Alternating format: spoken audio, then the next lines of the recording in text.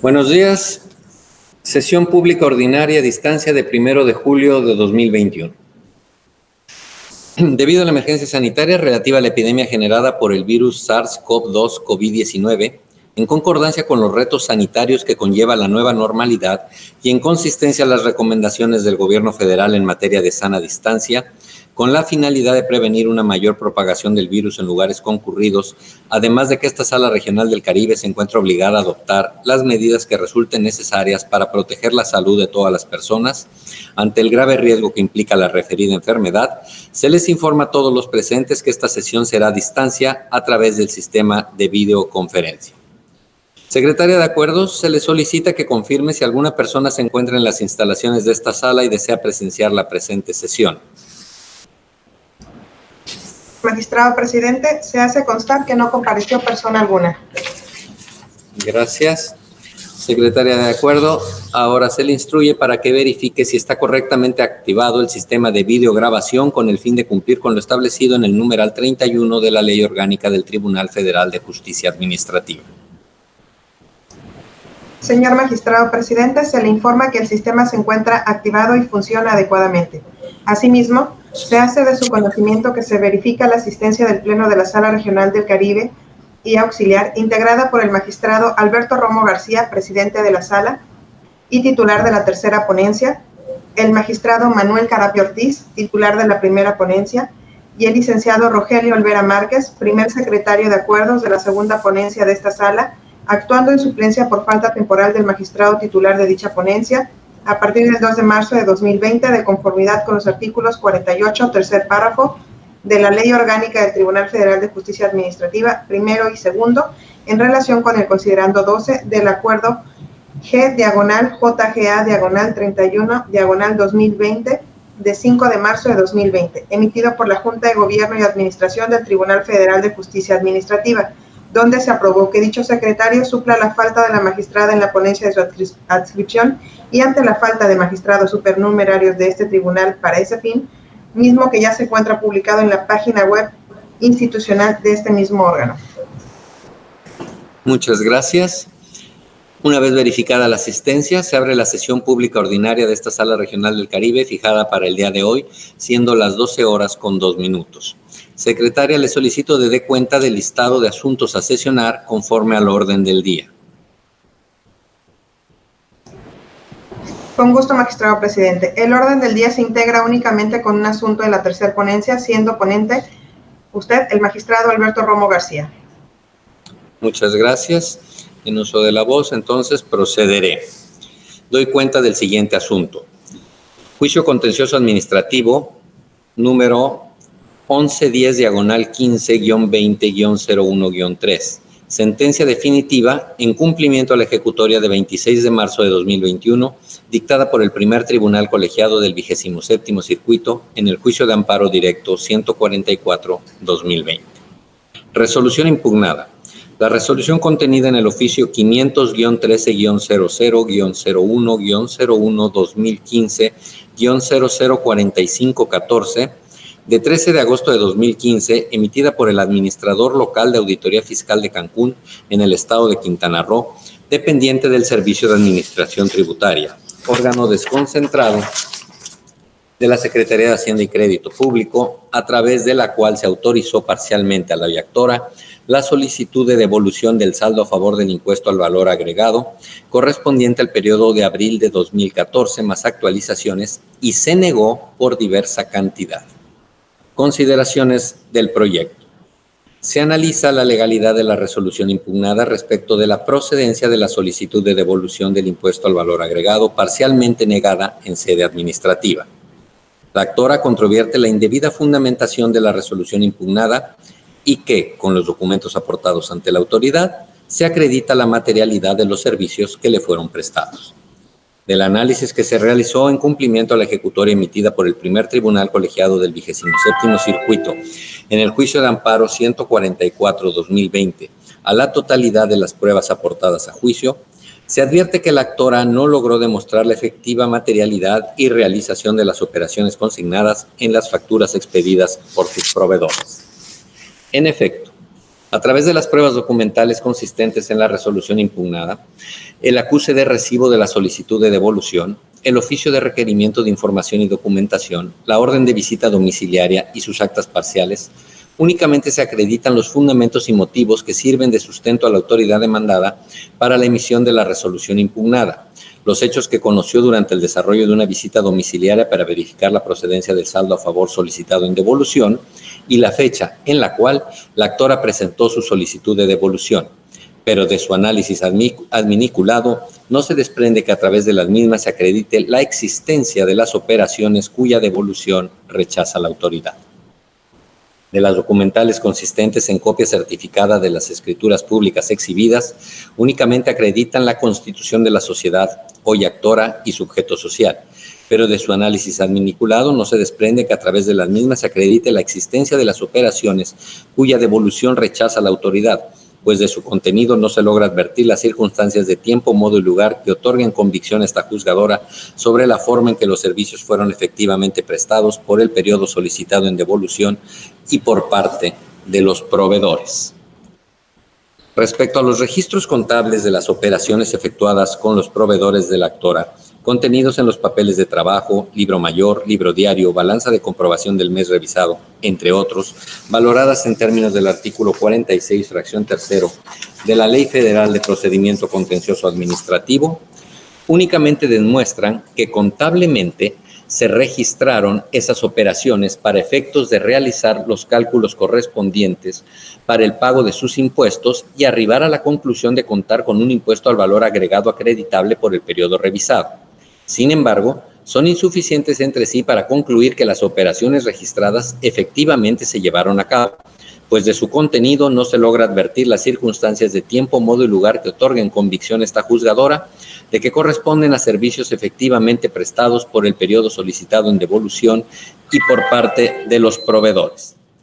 Por lo que hace a los comprobantes fiscales, facturas que amparan las operaciones observadas por la autoridad, comprobantes de transferencias bancarias y estados de cuenta bancarios, tales probanzas solamente demuestran que la actora cumple con los requisitos fiscales previstos en los artículos 29 y 29A del Código Fiscal de la Federación. Sin embargo, son insuficientes para acreditar que las operaciones que amparan se materializaron, ya que al tratarse de documentales privadas, por sí solas carecen de fuerza probatoria para demostrar la certeza de su contenido, pues debió aportarse algún otro elemento probatorio que demuestre las circunstancias de tiempo, modo y lugar a través de las cuales se otorgue convicción de que los servicios descritos efectivamente fueron prestados y por conducto de los proveedores del actor. Lo anterior, aunado a que del análisis que se efectuó a los contratos de obra a precios unitarios y tiempo determinado celebrados por la actora con sus proveedores, por sí solos no prueban de manera indefectible que los servicios que en ellos se detallan efectivamente se hayan realizado, sino que únicamente hace fe de la existencia de las declaraciones en dicho contrato, mas no de la existencia de los hechos declarados. Máxime, cuando de estos no se desprende que los actos contratados correspondan exclusivamente al periodo revisado. Además, al tratarse de documentales privadas, es necesario la exhibición de algún otro medio de prueba que perfeccione su contenido a efecto de dotarlas de veracidad, en relación con los servicios que supuestamente se prestaron, pues debió aportarse algún otro elemento probatorio que demuestre las circunstancias de tiempo, modo y lugar a través de los cuales se otorgue convicción de que los servicios descritos efectivamente fueron prestados y por conducto de los proveedores en el periodo revisado. Además, del análisis hecho a la cláusula 13ª de cada contrato celebrado entre el actor y cada uno de sus proveedores, a fin de analizar el derecho subjetivo solicitado en esta instancia, se advierte que las operaciones facturadas y supuestamente prestadas por los citados proveedores no podían subcontratarse, por lo que es evidente que el argumento de la actora, sustentado en los elementos probatorios exhibidos para acreditar la materialidad de las operaciones prestadas por estos proveedores, parte de una premisa falsa y por ende deben ser tildadas de infundadas, pues dichos servicios expresamente se pactó que no podían subcontratarse. De ahí que no existe elemento de prueba que acredite que los servicios que pretende acreditar la actora hayan sido prestados directamente por los proveedores a quienes realizó los pagos amparados conforme a las facturas que le fueron expedidas. Máxime que de las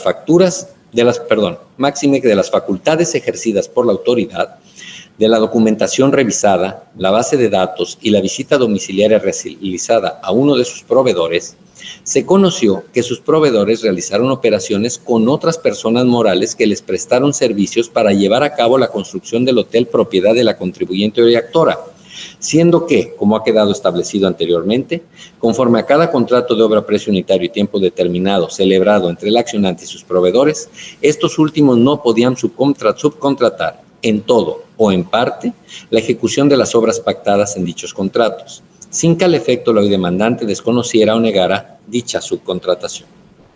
Por lo que no puede estimarse como acreditable el impuesto al valor agregado trasladado en facturas por concepto de distintos servicios ahí contenidos que no fueron proporcionados por los propios proveedores y que conforme a cada contrato celebrado entre el accionante y los proveedores se estipuló expresamente la imposibilidad de realizar dicha subcontratación en forma total o en partes, inclusive cuando se pactó que para ello se requeriría consentimiento expreso del accionante, sin que al efecto exhibiera documento alguno que demostrara dicha autorización. Por otro lado, cabe señalar también que respecto de las documentales consistentes en la licencia de construcción de obra nueva, licencia de funcionamiento y las escrituras públicas de fecha 9 de septiembre de 2005, que a juicio del actor amparan la legal posesión en donde se llevó a cabo la obra de construcción, únicamente demuestran el permiso para ejecutar determinadas obras y la posesión de un área determinada, pero son insuficientes para acreditar que los proveedores del actor contaban con activos, infraestructura y trabajadores para haber llevado a cabo las operaciones contratadas. Asimismo, dentro de la copia certificada del expediente administrativo de que deriva el acto impugnado, obran agregadas las estimaciones de obra y archivo fotográfico de cuyo contenido se describen diversos trabajos a realizar respecto del desarrollo inmobiliario de la actora, así como evidencias fotográficas de los trabajos en desarrollo.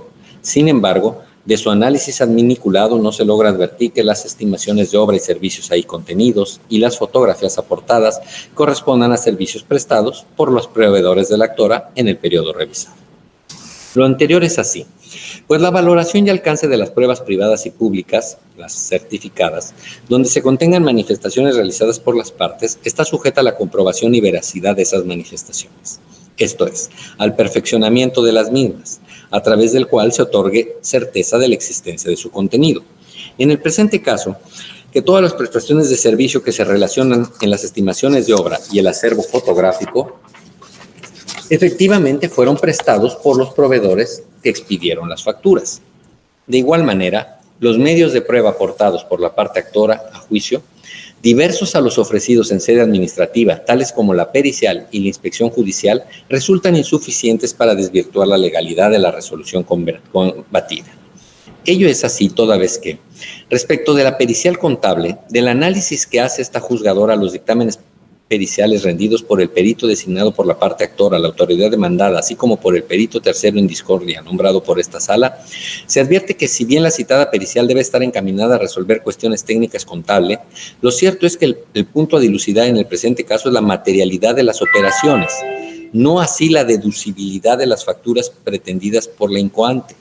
Máxime cuando la autoridad en ningún momento cuestionó si las cantidades instadas estaban indebidamente asentadas en la contabilidad de la actora, siendo que el rechazo parcial atendió únicamente a cuestiones legales. Ahora, en torno a la inspección judicial ofrecida con el fin de que personal de esta sala se constituyera en el predio que corresponde a un hotel a constatar la materialización de las obras derivadas de la contratación de servicios con los proveedores de la actora, de la valoración realizada por esta juzgadora a dicha prueba, se arriba a la conclusión de que si bien constituye un medio de prueba que concatenado con las documentales que obran en autos arrojan un indicio, lo cierto es que tampoco puede establecerse con certeza que dicha obra se refiere en su totalidad a las operaciones amparadas con las facturas revisadas por la fiscalizadora, y que éstas efectivamente hubieran sido realizadas por los proveedores de la actora o los proveedores de sus proveedores. Máxime que a través de la misma se pretende se acrediten hechos acontecidos con anterioridad al desahogo de la prueba de inspección, sin que pudiera apreciarse de manera objetiva las circunstancias de tiempo, modo y lugar en que los servicios amparados con las facturas que se exhibieron fueron prestados en el periodo solicitado en devolución, ni mucho menos que correspondan a las operaciones amparadas con los comprobantes fiscales observados por la fiscalizadora. En tal sentido, al no acreditarse la existencia de las operaciones consignadas en las facturas, resulta improcedente la devolución del impuesto al valor agregado solicitado en devolución. Asimismo, se analizó el argumento vertido por la actora en el sentido de que en el caso de que este tribunal considere que las operaciones que le dieron origen al impuesto solicitado en devolución son inexistentes, deberá condenar a la autoridad fiscal a devolver dichas cantidades por tratarse de un pago de lo indebido, pues dicho impuesto se causa por los actos o actividades que realizan los contribuyentes, en este caso, las operaciones con sus proveedores. De ahí que si dichas operaciones no existieron, es evidente que no existió el hecho generador de la contribución, impuesto al valor agregado, y en consecuencia los pagos que realizó por ese impuesto. Argumento que se califica de infundado, toda vez que conforme a lo expuesto, no se pudo advertir que los servicios prestados por los proveedores y proveedores subcontratados contaran con el personal activo e infraestructura para prestar los servicios descritos y que por ende las operaciones se reputaron inexistentes, en la inteligencia de que uno de los proveedores que expiden las facturas no podía subcontratar en todo o en parte la ejecución de las obras pactadas en el contrato. Por tal motivo, el argumento de la actora para pretender se le reconozca el derecho subjetivo a la devolución por pago de lo indebido parte de una premisa falsa, pues pretende sostener que esté derivado del reconocimiento de la inexistencia de la operación que efectuó con los proveedores y por ende no se dieron los supuestos previstos en la norma para el pago del impuesto al valor agregado. Cuando en el presente caso el rechazo de la devolución derivó que el impuesto al valor agregado que se le pagó al proveedor no era acreditable, por una parte porque no se pudo demostrar la efectiva existencia de los servicios prestados por parte de los proveedores y proveedores subcontratados, y por otra parte pues los servicios prestados no fueron proporcionados directamente por el proveedor, ello derivado del propio contrato existente entre el actor y su proveedora. Por ende no procede la devolución del saldo a favor y mucho menos del pago de lo indebido pretendido. Además de que la solicitud de devolución instada ante la autoridad fiscal fue con base a la pretensión de la existencia de un saldo a favor y no ante un pretendido pago de lo indebido, por lo que este concepto no formó parte de los motivos y fundamentos que dieron origen a la resolución impugnada. De igual forma, el pago de lo indebido no es el pago efectuado directamente por el contribuyente, sujeto obligado tratándose de la enajenación de bienes, prestación de servicios independientes u otorgamiento en el uso o goce temporal de bienes o servicios, sino el pago de lo indebido se genera por las personas que hubieran pagado el impuesto trasladado a quien lo causó y siempre que no lo hayan acreditado, ello en términos de los artículos 22 del Código Fiscal de la Federación y 4 de la Ley del Impuesto al Valor Agregado. Siendo que, del ejercicio de facultades de comprobación de la autoridad fiscal, en el expediente en que se actúa se advierte que el actor al presentar su declaración definitiva del impuesto al valor agregado por el mes de abril de 2014, periodo solicitado en devolución, sí acreditó el impuesto al valor agregado que le fue trasladado con motivo de la prestación de servicios que recibió de sus proveedores, por lo que en términos del artículo 22, primer párrafo del Código Fiscal de la Federación, no procede la devolución del pago de lo indebido si las personas que hubiesen pagado un impuesto trasladado a quien lo causó ya lo hayan acreditado. Razones anteriores por las que resulta infundado el argumento del actor.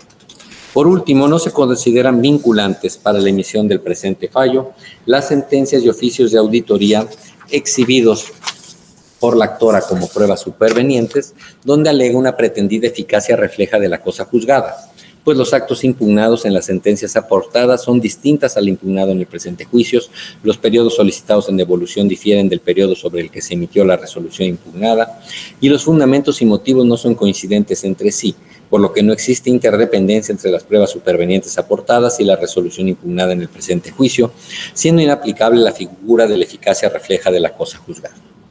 El proyecto propone reconocer la validez de la resolución impugnada y no reconocer el derecho subjetivo de la actora respecto de la solicitud de devolución materia del citado juicio. Integrantes del Pleno de la Sala, dejo a su consideración el proyecto del que se ha dado cuenta.